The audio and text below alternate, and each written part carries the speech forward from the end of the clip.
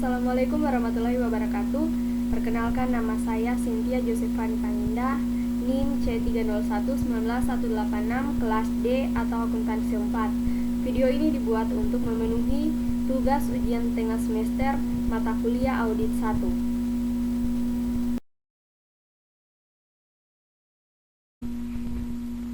Di sini saya akan menjelaskan ciri-ciri umum kegiatan yang membentuk definisi auditing. Ciri umum kegiatan yang membentuk definisi auditing adalah sebagai berikut.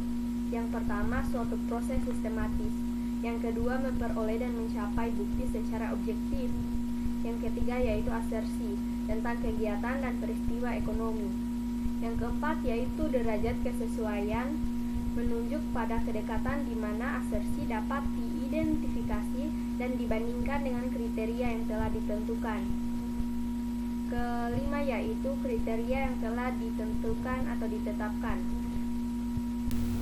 Yang keenam yaitu penyampaian hasil diperoleh melalui laporan tertulis yang menunjukkan derajat kesesuaian antara asersi dan kriteria yang telah ditetapkan.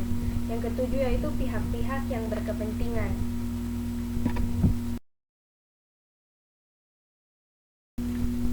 Jasa-jasa yang dilakukan oleh CPA atau kantor akuntan publik, yaitu jasa itu terbagi atas dua. Yang pertama, jasa atestasi dan juga jasa non-atestasi. Jasa atestasi adalah jasa penjamin yang diberikan oleh kantor akuntan publik dengan menerbitkan suatu laporan tertulis mengenai pertimbangan mereka sebagai pihak yang independen dan kompeten mengenai suatu pernyataan atau permasalahan. Contoh dari jasa atestasi adalah audit. Audit merupakan jasa yang diberikan oleh akuntan publik untuk menilai seberapa wajar atau seberapa layak penyajian laporan keuangan yang dibuat oleh klien dengan mengacu pada prinsip akuntansi yang berlaku. Yang kedua yaitu review. Review merupakan jasa penilaian atas pembukaan dan catatan klien berdasarkan hasil dari analisis tes, prosedur analisis tertentu seperti perbandingan terhadap pembukuan dan pencatatan tahun-tahun sebelumnya, serta perhitungan rasio-rasio keuangan tertentu. Yang ketiga yaitu kompilasi. Kompilasi adalah jasa yang diberikan oleh akuntan yang terbatas pada penyajian laporan keuangan, serta catatan atas laporan keuangan akuntansi yang berlaku, dengan diawali oleh adanya engagement letter antara akuntan dan manajemen atau pemilik suatu perusahaan. Yaitu jasa yang kedua yaitu jasa non-atestasi, merupakan jasa di mana sang akuntan publik tidak memberikan opini ringkasan mengenai temuan keyakinan negatif ataupun bentuk lain dari opini pribadi.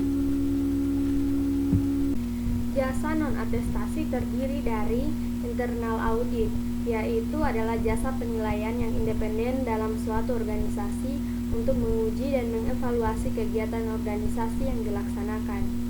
Yang kedua yaitu desain internal control. Desain internal control adalah jasa yang diberikan oleh akuntan publik untuk menyusun sistem peraturan, prosedur, dan praktik yang dilakukan oleh perusahaan untuk mendeteksi atau menghindari kesalahan yang disengaja maupun yang tidak disengaja. Yang ketiga yaitu perpajakan. Jasa perpajakan merupakan jasa yang berkaitan dengan pajak, yaitu konsultasi, perencanaan pajak, perhitungan, penyetoran, dan lain-lain.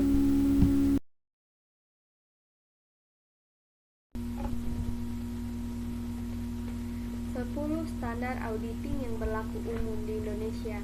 Yang pertama, standar umum, di mana audit harus dilakukan oleh yang sudah mengikuti pelatihan dan memiliki kecakapan teknis yang memadai sebagai seorang auditor.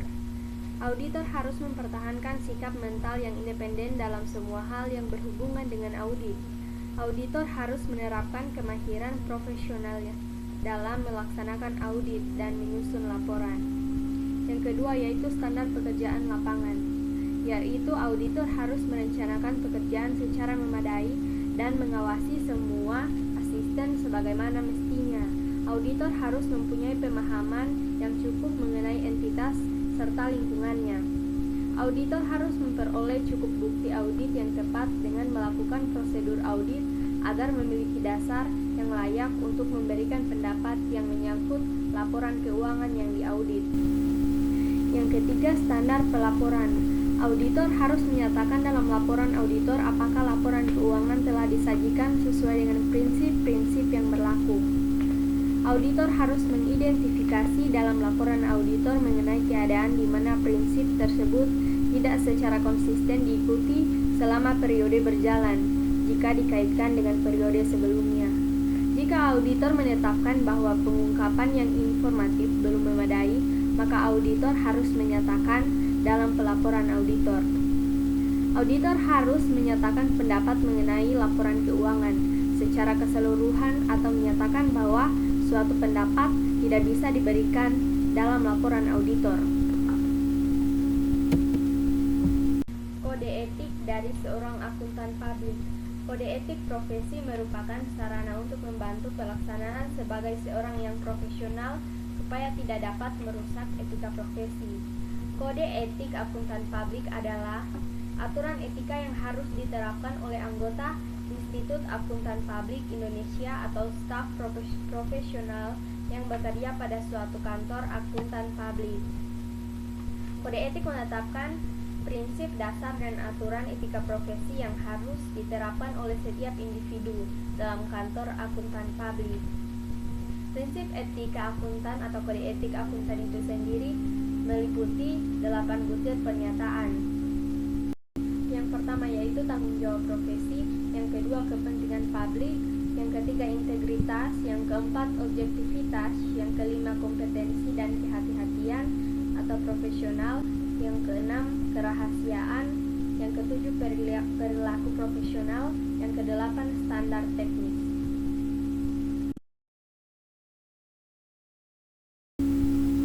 Hubungan antara materialitas, bukti audit, dan juga risiko audit. Materialitas kemudian menjadi salah satu faktor yang mempengaruhi terhadap pertimbangan auditor tentang kecukupan bukti.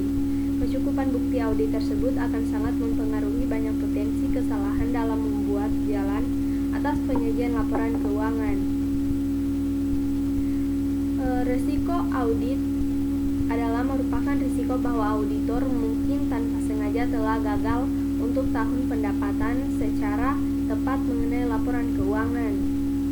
Contoh, bagaimana hubungan antara materialitas, bukti audit, dan juga risiko audit, yaitu sebagai berikut.